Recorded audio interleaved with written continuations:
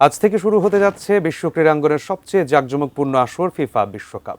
Football ইতিহাসের বৃহত্তম এই মহাযজ্ঞের আনন্দ ভাগাভাগি করতে চলছে চুলচেরা বিশ্লেষণ। বিশ্বকাপকে ঘিরে বাড়িতে বাড়িতে চলছে পছন্দের দলের পতাকা ওড়ানো। সাভারের আমিন বাজার থেকে এ বিষয়ে বিস্তারিত জানাতে সরাসরি যুক্ত হচ্ছেন কামরুজ্জামান। কামরুজ্জামান, আপনি নিশ্চয়ই শুনতে পাচ্ছেন, বিশ্বকাপ আজকে থেকে শুরু হচ্ছে এবং বিশ্বকাপের উন্মাদনা সারা দেশেই ছড়িয়ে গেছে এবং এই বিশ্বকাপের উন্মাদনাকে আরও একটু বাড়িয়ে দিয়েছে নিজ দলের, অর্থাৎ যেই দলের সমর্থকরা রয়েছেন তারা তাদের নিজ দলের পতাকাগুলো বিভিন্ন বাসার ছাদে বা দোকানে, রাস্তাঘাটে কিন্তু উত্তোলন করছেন। সর্বশেষ কি তথ্য জানাবেন আপনি সাভার থেকে? সাইমুল, বিশ্বের তালে তালে বাংলাদেশেও কিন্তু এখন উন্মাদনায় কিন্তু ভাসছে।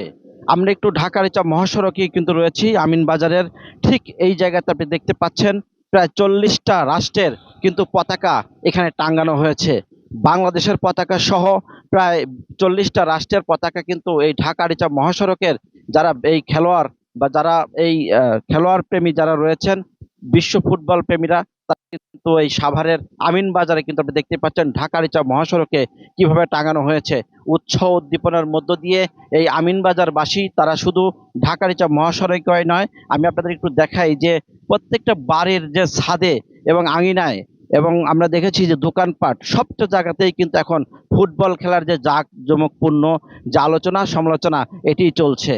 কে জিতবে, ব্রাজিল না আর্জেন্টিনা না অন্য কোনো দেশ? তবে গতবার যে আর্জেন্টিনার যে বিশ্বকাপ নেওয়াটা, এটা কিন্তু আসলে এইবারও কিন্তু বাংলাদেশের প্রত্যেকটা ঘরে ঘরে আপনি দেখতে পাচ্ছেন যে এখন পর্যন্ত ছাদে প্রত্যেকটা জায়গায় কিন্তু প্রতিটা ছাদের মাথায় আপনি দেখতে পাচ্ছেন যে কিভাবে তাদের ভক্তরা, দর্শক, তারা কিন্তু এই বিশ্বকাপ যে ফিফা, এটার আনন্দকে তারা ভাগাভাগি করতেই তারা কিন্তু এরকম পতাকা কিন্তু টাঙানো হয়েছে।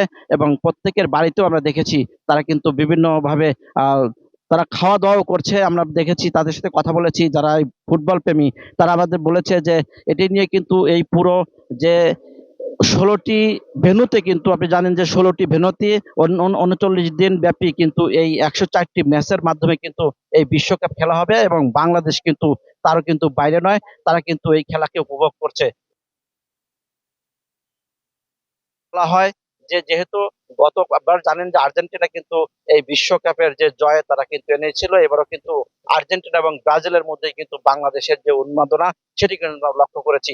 তাছাড়াও যে 16টি ভেন্যুতে 39 দিন ব্যাপী 104টি ম্যাচের মাধ্যমে শেষ হবে এবারকার বিশ্বকাপ। এই ছিল সর্বশেষ। আমার কিন্তু ঢাকার ইচ্ছা মহাসড়ক থেকে আমরা ফিরে যাচ্ছি স্টুডিওতে। সাইমুল।